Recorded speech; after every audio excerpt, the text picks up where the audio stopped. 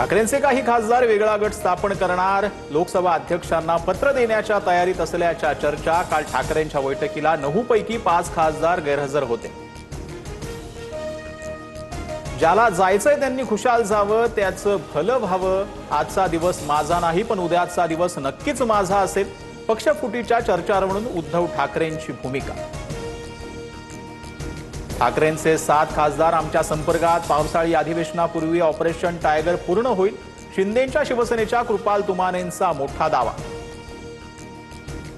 खासदारांच्या बैठकीनंतर आता ठाकरेंच्या आमदारांची बैठक। 22 जूनला शिवालयमध्ये ठाकरे आमदारांना मार्गदर्शन करणार। पावसाळी अधिवेशनासह इतर मुद्द्यांवर चर्चा होणार।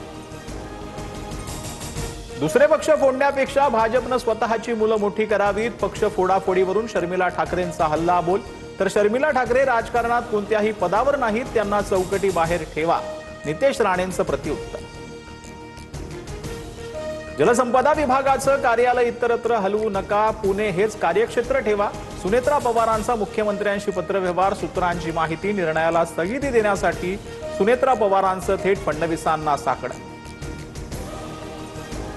जयपूरमध्ये कॉकरोच जनता पार्टीचे संस्थापक अभिजित दिपकेंवर हल्ला, समर्थक म्हणून काही जण गर्दीत शिरले, हल्ला करणाऱ्या जमावाकडून मारहाण। लक्ष विचलित होऊ देऊ नका, धर्मेंद्र प्रधान यांचा राजीनामा हेच आपलं ध्येय। हल्ल्यानंतर अभिजित दिपकेंची प्रतिक्रिया। उपमुख्यमंत्री शिंदेंना नवी मुंबईतील शासकीय कार्यक्रमातून डावलल्यानं चर्चांना उधाण। मंत्रिमंडळ बैठकीत प्रश्न उपस्थित करू, नरेश मस्केंसह संजय शिरसाटांची नाराजी, तर प्रत्येक गोष्टीत माझं नाव ओढू नका, गणेश नाईकांचं उत्तर। सातारा सांगलीत नगरपालिका आणि जिल्हा परिषद निवडणुकीवेळी भाजपनं आम्हाला प्रतिसाद दिला नाही, त्यामुळे आत्ताच्या परिस्थितीला सामोरं जा, मंत्री शंभूराज देसाईंचा भाजपला इशारा। आता दगाफटका केला तर 2029च्या निवडणुकीत 100% पाडणार, मनोज जरांगेंचा भाजपला थेट इशारा। 8 दिवसात प्रमाणपत्र द्या, कुणबी प्रमाणपत्रावरून जरांगेंचा सरकारला अल्टिमेटम। वायुदलाच्या हेलिकॉप्टरनं नीटचे पेपर अकोल्यात दाखल, 21 जूनच्या फेरपरीक्षेसाठी केंद्रीय सुरक्षा दलाची चोख व्यवस्था। अकोल्यातील 4 अज्ञातस्थळांवर पहारा।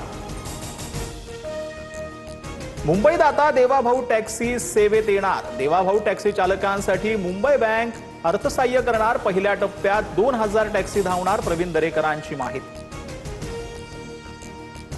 पुण्यात सीएनजी 1 रुपयानं महागणार, पुण्यात सीएनजीचे नवे दर 95 रुपये 75 पैसे प्रति किलोवर। आज मध्यरात्रीपासून दरवाढ लागू। राज्यातील सर्व धरणातील पाणी केवळ पिण्यासाठी राखीव, 31 ऑगस्ट पर्यंत शेतीसाठी पाणी पुरवठा बंद। राज्य सरकारचे आदेश, बेकायदा पाणी उपशावर तातडीनं कारवाई करण्याच्याही सूचना। महाराष्ट्रासह 16 राज्यात पावसाची प्रतीक्षा, पावसाअभावी पेरण्या खोळंबल्या, अनेक धरणातील जलसाठ्यांनी तळ गाठलाय। पाऊस लांबल्यास पाणी टंचाईचं संकट अधिक गडद होणार।